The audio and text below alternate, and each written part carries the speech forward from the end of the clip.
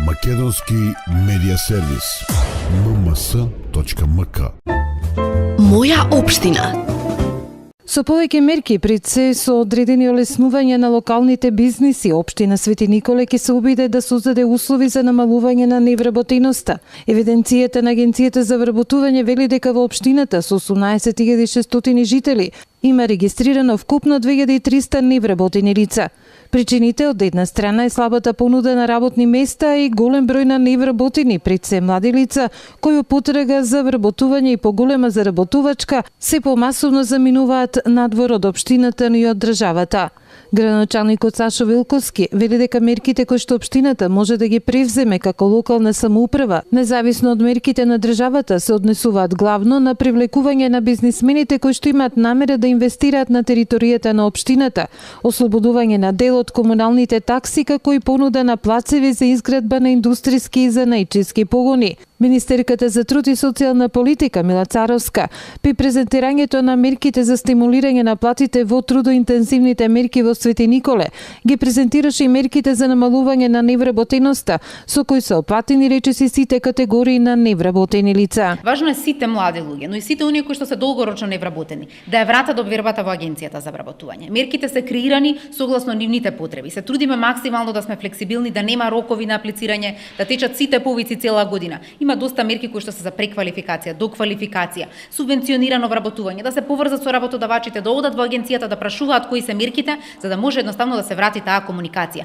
Од дома никој нема да ви понуди работа. Мора проактивни да бидат и младите, но и оние кои што долго време се без работа. Затоа што сметам дека сите мерки кои што се прават и за поттикнување на растот на плати, и минималната плата, но и оние сите мерки за поддршка на бизнисот отвараат нови работни места. Но она кој што недостига е квалификувана работна сила. Токму затоа сите мерки кои што агенцијата ги нуди во суштина даваат можности да се некој преквалификува или да се стекне со дополнителни знаења кои што ќе му обезбедат полесен пристап на пазар на труд на сите наши граѓани. Најголем дел од вработените во Свети Николе работат во текстилната индустрија, над 800 лица се водат како индивидуални земјоделци.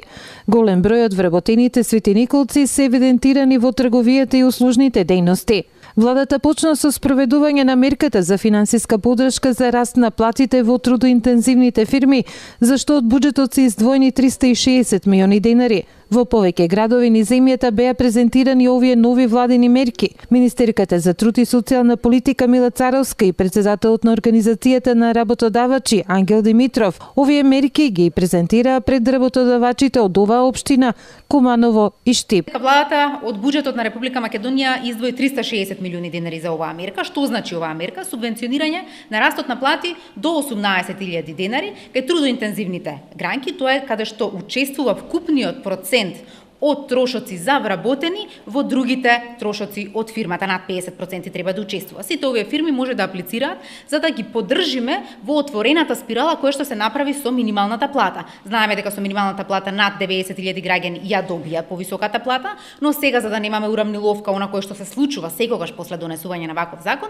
ние се потрудивме да обезбедиме финансиски средства да продолжи растот на плати и во оние трудоинтензивни гранки и затоа обезбедуваме дополнителна финансиска поддршка која што ќе биде за оние компании кои што немаат голем раст или имаат раст не повеќе од 10%. Председателот на Организацијата на работодавачи Ангел Димитров смета дека покрај оваа мерка важно е да се знае дека и активните мерки за вработување преку Агенцијата за вработување се подобрени во споредба со минатите години.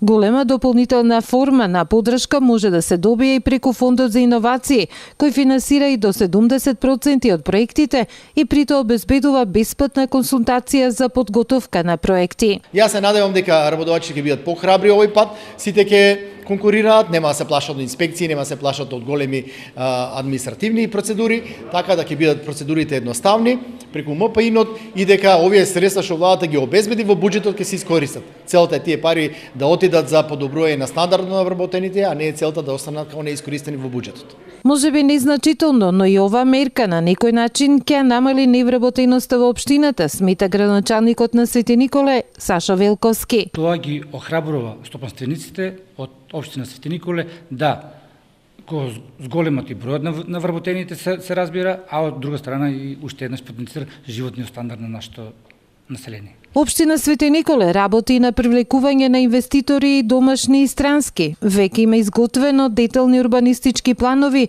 за 4 индустријски зони со површина од околу 80 хектари.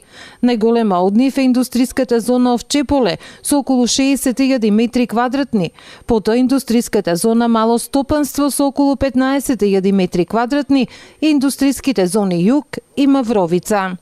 Македонски медиа сервис. mms.mk Моја општина.